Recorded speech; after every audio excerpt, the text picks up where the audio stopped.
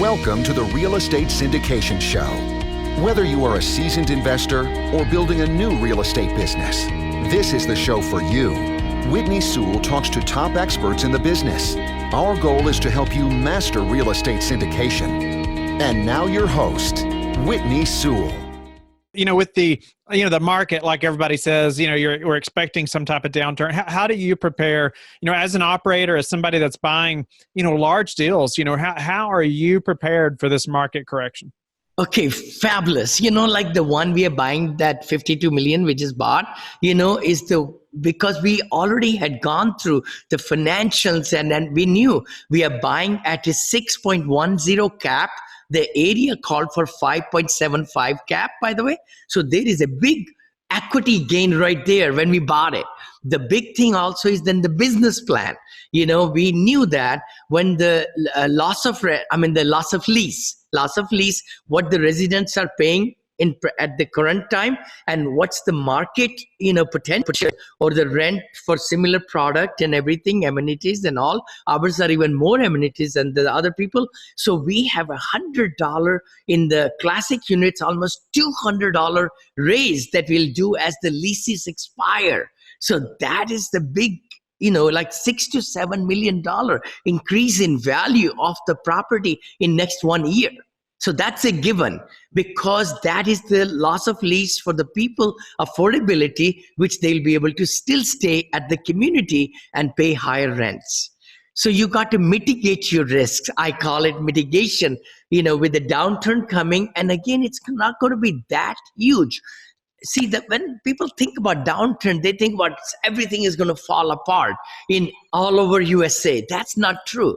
That's not true. It's in pockets. It's going to hurt, and so forth like that. So you got to really look at where you're investing. Keep an eye on that market. Keep an eye on that market, not to be consumed by all the negative things that is happening overall. And it won't be every market all at once. No, it will not. No, not at all. I mean, like for example, Jacksonville, Orlando, like I mentioned in my last podcast with you interview, that it's like the billions of dollars are being spent. Why?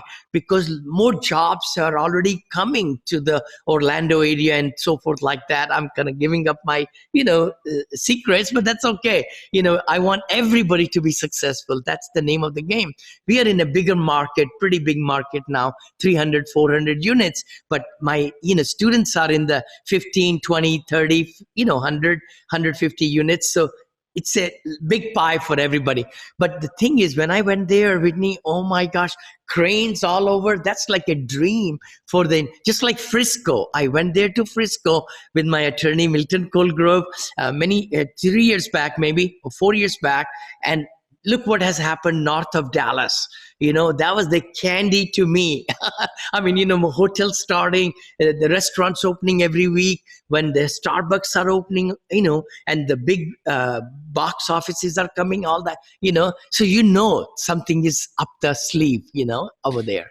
So, from being in this business and going through a cycle already, what will you do different? Say, what are you preparing differently now compared to maybe what you did through the last cycle or downturn? Okay, very good point. We did have, by the way, we bought properties we started our business, by the way, in the market crash 2007, and a few of our properties went down, and now they've come back up, and we are selling them.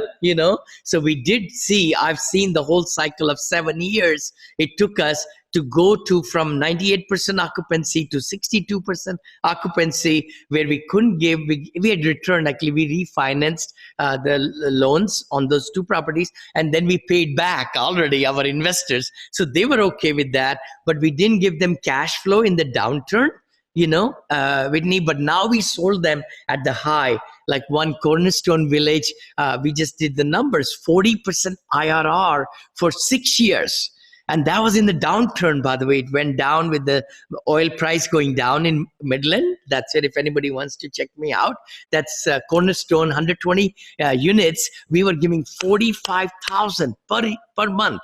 net we were raising 31% expense ratio we were running it. Usually we count at 50%, but that property was just amazing. And then the good part was, with the downturn, we never paid any money at all, right? We could not pay that.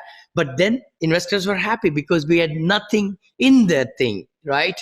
But then now, All right. equity gain, we gave them back so much money. So 100,000, we gave 240,000 back. They got their 100 back plus 240. They love us, And that was even through the downturn, right? Yeah, through the downturn. Yes. Yeah. That's six and a half year hold. Yeah. And then what's different now? Like, going forward, how are you preparing differently?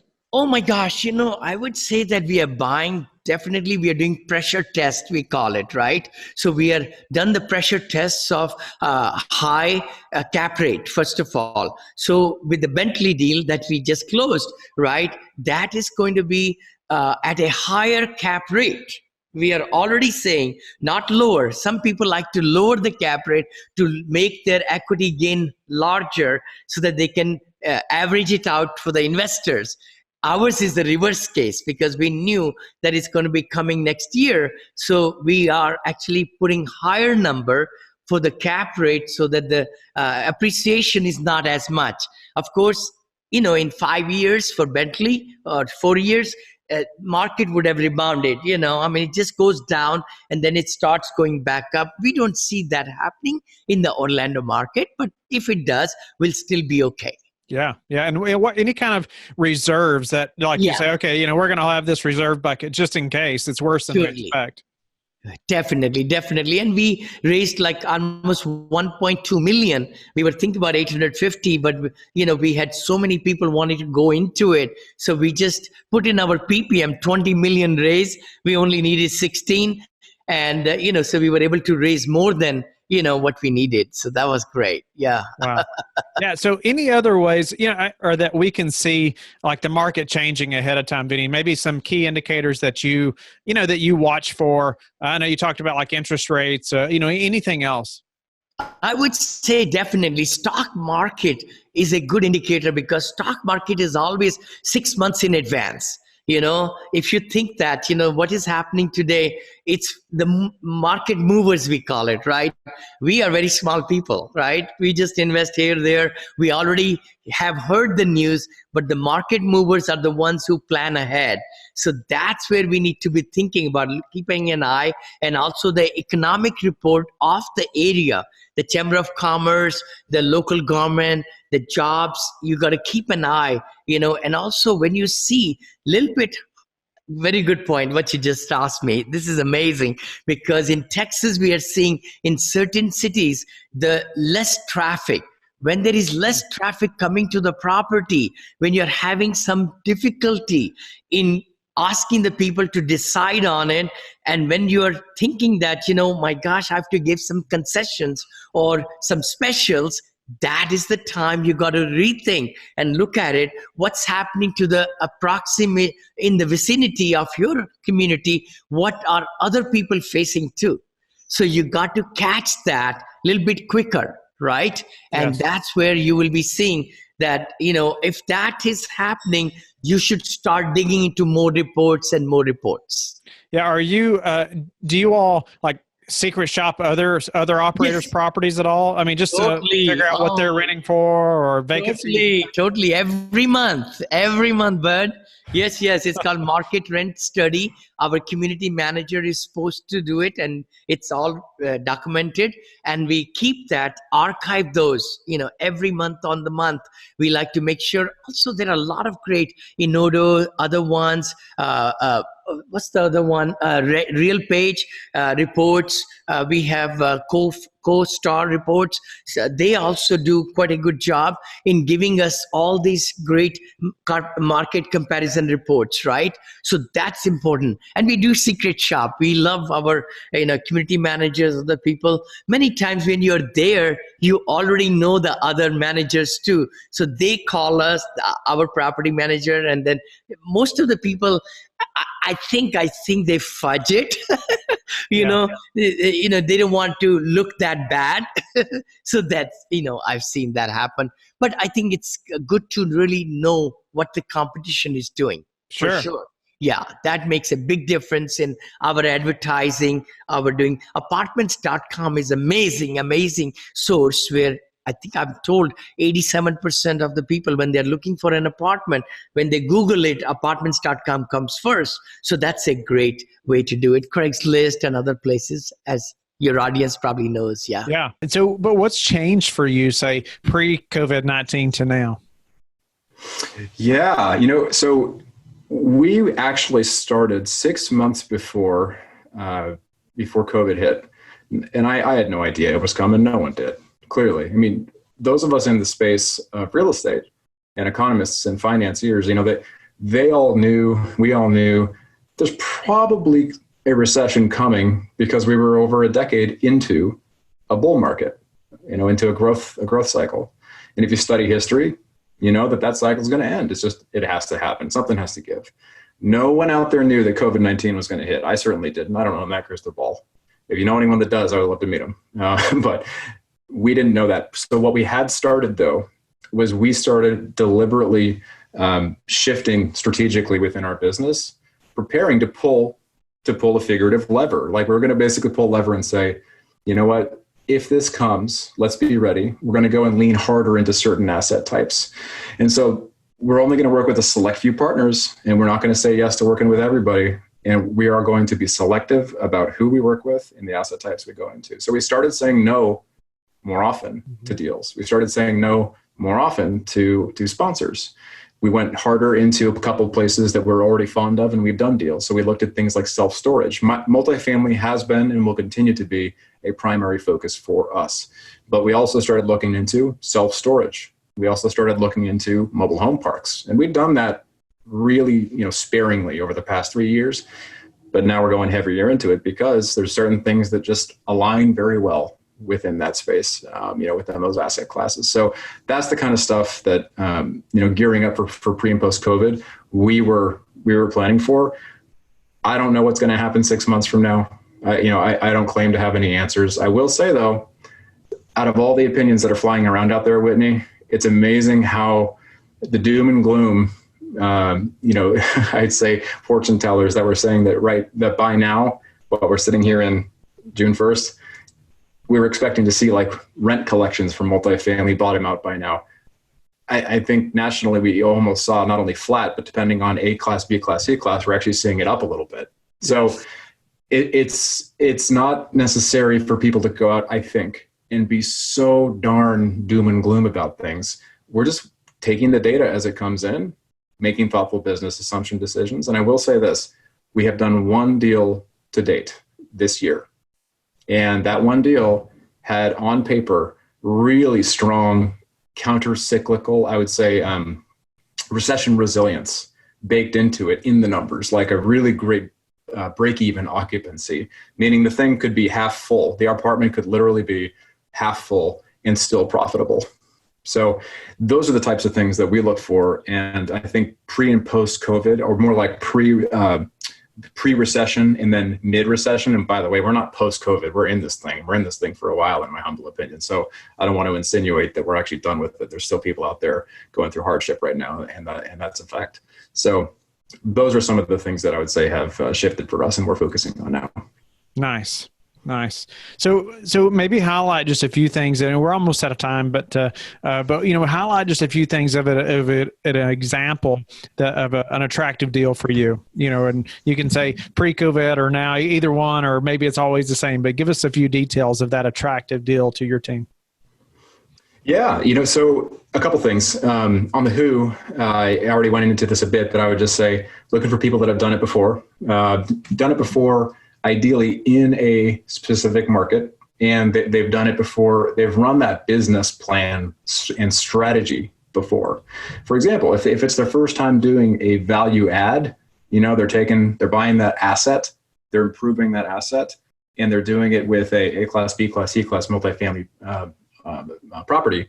We don't want to be their guinea pig necessarily. And so that's the kind of stuff, first and foremost, that we do look for. Now, we have gone further into places like self-storage. And so, examples would be right now, storage is appealing to us and to me and for our capital. We have actually invested already very recently in a self-storage deal. And so I could speak to it from our own capital perspective. We put our money in because there's these D words, which are not always rosy to talk about, but they are a need that has to get met in the middle of downturns, which is if there's unfortunately a downsizing at a company. If someone has to downsize their lifestyle, they have to store that stuff somewhere. Mm-hmm. If someone has an unfortunate death in the family, it's inevitable at some point, they have to typically have storage needs. Those are the types of things that we are looking for. And we're also looking for things that have, as we go into this downturn, slightly higher cash on cash returns. I think as you were looking at the later stages of the growth cycle, you could see some of these projects that were banking really heavy on the back end of a project at the sale to achieve those really kind of sexy looking returns. Now heading into other asset classes at this stage of the cycle, we're seeing some pretty compelling, cash on cash. And so that's what attracted us with our own capital to projects like the ones that we just invested in, because you're able to see really solid returns. I mean, I would say even like double digits within cash on cash. So that's the kind of stuff we're looking for. We're still in some of these markets that we have been in, and we're continuing to going to be a fan of. I would say, some of them would be like we've been in Texas, we're going to still be in Texas, the Carolinas, opportunistic in Florida. I would say Idaho is up and coming and appealing. And so I think there's a handful of markets that are really attractive to us because all those quote unquote fundamentals around migration trends are actually now still playing out, by the way, Whitney. I would say we don't know yet how much of an impact COVID will ultimately have on the question when people ask, where should I live now? Because, man, all the way down to how apartment buildings are structured, all the way that cities are laid out, these are all things that are going to be impacted for years to come, most likely within COVID. So for sure, we'll have to just watch and see. What's a way you've recently improved your business that we could apply to ours? Well, that is a really timely question. So a couple of things we materially changed, I should say, added to our vetting process. We now do a comprehensive background check on a sponsor before we invest with them for the first time. And that's not cheap. I mean, we're talking about spending, about $1,000 or something like that. Maybe it depends on the person and the level of depth, but it could be $500 to $1,000. So we're actually putting our own money into that. Now, is that as a passive investor, or you mean as a co-sponsor? So, two-part answer to that. So, before we actually even become a co-sponsor with an active sponsor, we are now also putting our own money in first, pure, just as a LP. And so that was a deliberate step. So those are two deliberate steps that we just kind of segued into, Whitney, which is we are putting our own money in pure, just as LPs before we start working with a sponsor as a co-sponsor. We're also now background checking the sponsor to make sure that they are who they say they are. And we already believe them. By that point, I've had dozens of conversations with them. This is not like a cold reach out on LinkedIn and say, hey, I'm going to go pay for a background check on you. Do you want to work with me?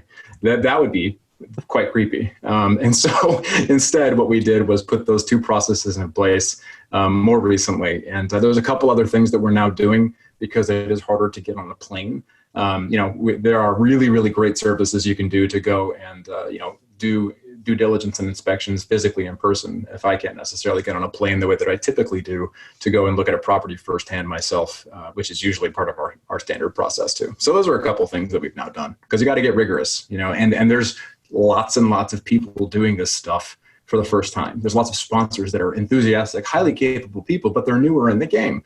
And we want to make sure that their experience doesn't come with any baggage, like if there's a felony on there, we want to make sure that we know about it. We want to make sure that at least they're forthright with their histories too. We hope that you have enjoyed the highlight show today. You can always listen to the full episodes that were featured today by clicking the links in the description box. Let us know in the comments what you thought of this episode, or you can go to lifebridgecapital.com/podcasts and click the feedback button. Let us know how we can add more value to you. Thank you, and talk to you tomorrow. Thank you for listening to the Real Estate Syndication Show, brought to you by LifeBridge Capital. LifeBridge Capital works with investors nationwide to invest in real estate, while also donating 50% of its profits to assist parents who are committing to adoption. LifeBridge Capital, making a difference, one investor and one child at a time. Connect online at www.lifebridgecapital.com for free material and videos to further your success.